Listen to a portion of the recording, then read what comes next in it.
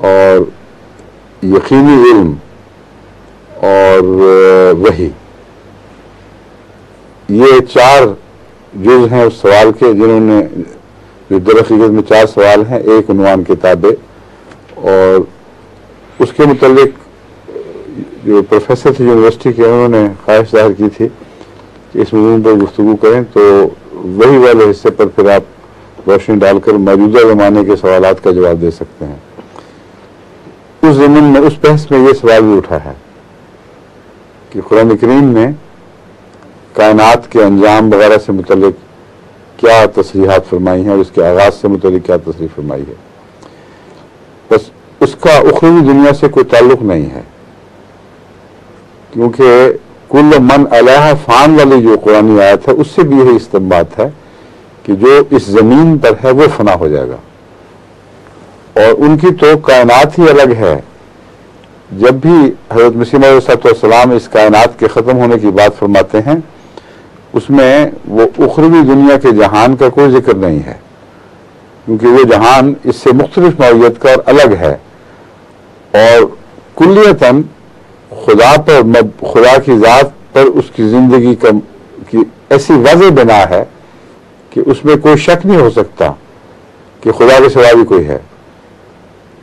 وحدانیت کے تعلق میں اس زمانے میں، اس دنیا میں جو ہم دیکھ رہے ہیں، اس جہان میں جو کچھ ہم دیکھ رہے ہیں، لاکھوں کروڑوں تصورات ایسے ہیں جو اس جہان کو خدا کی ہستی پر مبنی یا خدا کی ہستی کے سہارے موجود نہیں دیکھتے۔ وہ سمجھتے ہیں کہ خدا ہے ہی نہیں، تو یہ کائنات سب کچھ اپنی ذات میں، اپنے وجود میں خود قائم ہے۔ اس لحاظ سے توحید کے اس بات کا تقاضا ہے کہ سب کچھ مٹا دیا جائے کبھی، اور رہنے والوں کو بھی ایک زمانے میں علم ہو جائے کہ سب کچھ مٹ جائے گا، تاکہ ان کو اپنی ذاتی وجود پر جو اعتماد غلط فہمی سے پیدا ہو چکا ہے وہ مٹ جائے، اور یقین ہو کہ ایک ہی خدا ہے جو رہے گا۔ جو اخروی دنیا ہے اس میں یہ سوال ہی نہیں پیدا ہوتا۔ اخروی دنیا ہو یا ملائک کی دنیا ہو، وہ روحانی دنیا نئی ڈائمنشنز کی دنیا ہے، اس کے صرف 4 جہات نہیں ہیں جو ہمارے علم میں ہیں، اس کی جہات بھی مختلف ہیں، اور ان میں چونکہ وحدانیت سے ٹکرانے یا تصادم کا کوئی سوال ہی پیدا نہیں ہوتا، اس لیے ان کو مٹائے بغیر خدا کی وحدانیت پوری شان سے اسی طرح جلوہ گر رہتی ہے۔ بس ان کے مٹنے یا ان کے کلعدم ہونے کا کوئی سوال نہیں ہے جو مسیح علیہ السلام اٹھا رہے ہیں۔ بڑی واضح تحریر ہے جو آپ نے پیش فرمائی ہے۔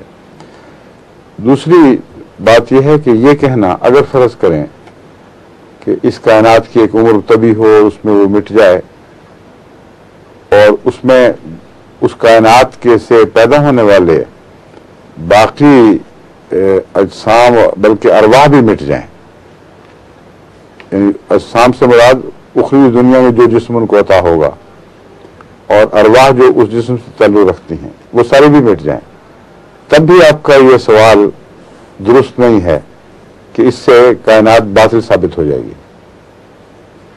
ہر چیز ایک نتیجہ پیدا کر کے بالآخر ایک طبی منطقی انجام کو پہنچتی ہے، اور وہ اگر پہنچ جائے تو اس کو پھر باطل نہیں کہہ سکتے۔ ایک کرسی آپ بناتے ہیں، اس کی ایک چھوٹی عمر ہے، ایک کار بناتے ہیں، اس کی اس سے لمبی عمر ہے، یا بعض کرسی کی لمبی عمر ہو جاتی ہے، لیکن مقصد صرف اتنا ہے اس مثال سے یا ان مثالوں سے کہ کرسی جب اپنے مقصد کو پورا کر کے توڑ دی جاتی ہے، خود ٹوٹنے پھوٹنے لگتی ہے تو توڑ دی جاتی ہے۔ ایسی صورت میں کوئی یہ نہیں کہہ سکتا کہ تم نے باطل فعل کیا تھا، کیوں کرسی بنائی۔ ایک کار جو اپنے مقصد کو پورا کر کے جنگ کے میں دھکیل دی جاتی ہے، اور پھر مشینوں سے توڑ موڑ کر اس کے لوہے کو پگھلا کر دوبارہ استعمال کیا جاتا ہے، کیا کوئی کہہ سکتا ہے کہ بیکار تھی کار بنانا، ضرورت ہی کوئی نہیں تھی؟ آپ کھانا کھاتے ہیں، وہ ضائع ہو جاتا ہے کچھ عرصے کے بعد، تو آپ کھاتے کیوں ہیں؟ کیا وہ باطل فعل کرتے ہیں؟ تو ہر چیز کا اپنا ایک مقصد ہے، جب وہ اس مقصد کو پہنچ جائے اور پھر مٹ بھی جائے تو اسے باطل نہیں کہا جاتا۔ بس اگر جو آپ سمجھے ہیں وہی درست ہے کہ سب کچھ مراد ہے اس میں، تو پھر بھی باطل نہیں کہہ سکتے. ایک عظیم طویل دور ہے جس میں اتنا لمبا زمانہ ہے کہ انسانی ذہن اس زمانے کا اپنی توفیق کے حساب سے صحیح تصور بھی نہیں کر سکتا، کیونکہ اس دنیا کے ذرات میں سے پروٹون کی زندگی سب سے لمبی ہے، اور پروٹونز کے اوپر جو تحقیقات ہو رہی ہے وہ 100 raised to the power of 34 تک کا حساب پہنچ چکا ہے. غالباً ہمارے پروفیسر عبدالسلام صاحب کا نظریہ 33 ہے یا 34 مجھے یاد نہیں، لیکن ان کا ایک حسابی نظریہ جو پروٹون کی عمر کے متعلق ہے وہ اگر درست ثابت ہوا تو اللہ ان کو زندگی اور توفیق دے تو ہو سکتا ہے ان کو ایک اور نوبیل پرائز اسی کا مل جائے. لیکن ابھی تک بہت بڑے بڑے جو انہوں نے ریکٹرز بنا کر پروٹون کی عمر معلوم کرنے کی کوشش کی ہے اس کا کوئی قطعی معین جواب نہیں مل سکا. مگر یہ بہرحال ثابت شدہ حقیقت ہے کہ 34 دفعہ، یا یہ میں بتاتا ہوں کہ ایک لکھ کر اس کے آگے آپ اگر وہ 10 raised to the power of 34 ہے تو اس کا یہ مطلب بنے گا کہ ایک لکھ کر اس کے آگے 34 زیرو لگائیں، اور 34 زیرو سے جو عدد بنتا ہے وہ انسانی حساب کے شمار میں موجود نہیں.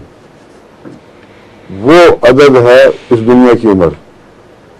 بس اگر اس عمر میں جا کر اتنے لمبے عرصے تک لوگوں کو اخروی زندگی کے لطف مل جائیں اور پھر وہ فنا ہوں تو اس کو باطل کون کہہ سکتا ہے؟ اس لیے اگر اتنی ہی عمر شمار ہو تبھی بھی باطل نہیں کہہ سکتے.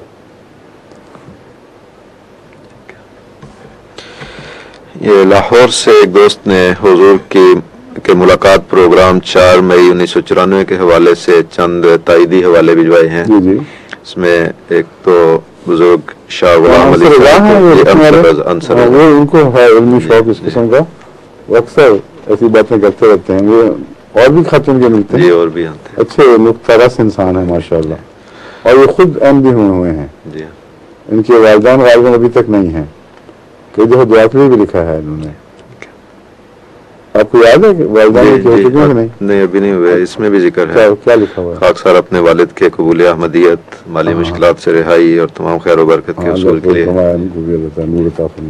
کیا لکھتے ہیں یہ؟ انہوں نے جو تائیدی حوالہ بھجوایا، ایک تو رود کوثر میں کہتے ہیں کہ شیخ محمد اکرام صاحب نے ایک بزرگ شاہ غلام علی صاحب کو خاتم الاولیاء قرار دیا گیا ہے. تو یہ حوالہ ہے. قرار دیا ہے؟ جی، یہ آپ حوالے میں داخل کر لیں. جی ٹھیک ہے. ایسے بہت سے ہیں، ان میں یہ بھی شامل کر لیں. ٹھیک ہے. اور ایک یہ سید احمد شہید کی سوانح حیات میں ایک بزرگ شاہ علم اللہ کی وفات کو محمد رسول اللہ کی وفات قرار دیا گیا ہے. یہ بھی ہم نے بہت سی مثالیں پہلے دی ہوئی ہیں، اس میں ایک اور مثال کا اضافہ ہو جائے گا. ٹھیک ہے. سوال یہ ہے کہ سید احمد شہید رحمۃ اللہ علیہ جو انگشتری پہنا کرتے تھے اس پر اسمہ احمد تحریر تھا. یہ نقطہ بھی غور طلب ہے اور حضور سے اس پر روشنی ڈالے جانے کی درخواست ہے. وہ جو لکھتے تھے اسمہ احمد، ان کے ذہن میں یہ نہیں تھا، جہاں تک میں نے مطالعہ کیا ہے یا غور کیا ہے، ان کے ذہن میں یہ ہرگز نہیں تھا میرے علم کے مطابق کہ حضرت مسیح علیہ السلام آنے والے ہیں اور ان کا نام احمد ہوگا. ان کا اپنا نام احمد تھا، سید احمد بعد میں شہید ہو گیا. تو ان کو یہ خیال تھا اور یہ اپنی ذات پر وہ حسن ظن رکھتے تھے کہ آخرین میں جس شخص نے پیدا ہونا ہے حضور اکرم صلی اللہ علیہ وسلم کی غلامی میں، محمد رسول اللہ علیہ وسلم کی دوسری شان کے اظہار کے لیے اس کا نام احمد ہے جو اس آیت میں ذکر ہے. اس پر احمد والی آیت میں اسی کا نام مذکور ہے، اس کے آنے کی پیشگوئی اس میں شامل ہے، اگرچہ اول طور پر یہ نام محمد رسول اللہ علیہ وسلم کا ہے. بس ان کے اس عقیدے کی روشنی میں جماعت احمدیہ کا عقیدہ ان کے عقیدے کے عین مطابق ہے. بس یہ تصدیقی حوالہ ہے اس بات کا کہ اس آیت کی یہ تشریح کرنا کہ اول حضور اکرم صلی اللہ علیہ وسلم ہے، لیکن آپ کی شان احمدی کا ظہور اخروی زندگی میں ہونا تھا، اس لیے اس اخروی زندگی اخروی زندگی نہیں، آخری زمانے میں ہونا، معاف کرنا، آپ کی